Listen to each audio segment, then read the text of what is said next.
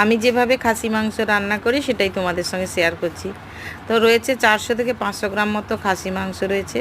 এখানে 4টে পেঁয়াজ কেটে নিয়েছি, আদা বাটা, রসুন বাটা, আর নিয়েছি লঙ্কা বাটা, আর এখানে গরম মশলা, গোটা গরম মশলা থেতো করে নিয়েছি। এটা একটু লাল লাল হবে কারণ আজকে শুকনো লঙ্কা বেটেছি। প্রথমে কড়াইতে তেল দিলাম, তারপরে পেঁয়াজ কুচি দিলাম, পেঁয়াজের ওপর লবণ দিয়ে দিলাম, তারপরে একে একে মশলা দিলাম, রসুন বাটা, তেজপাতা, আদা বাটা, লঙ্কা বাটা, পরিমাণ মতো হলুদও দিয়ে দেবো, দিয়ে ভালো করে মশলাটাকে কষাবো। তো বেশ কিছু সময় কষানোর পর তারপরে মাংসটা দিয়ে দেবো। মাংসটাকে দিয়ে বেশ বলতে প্রায় আধ ঘন্টা মতো কষাতে থাকবো। তারপরে গরম জল এখানে রয়েছে, গরম জল দিয়ে প্রেসারে বসিয়ে দেব। 3টে থেকে 4টে সিটি মারলেই হয়ে যাবে আমার লাল লাল ঝাল ঝাল খাসির মাংস। তো যদি ভালো লাগে ভিডিওটা লাইক করো, আমার চ্যানেলটা সাবস্ক্রাইব করে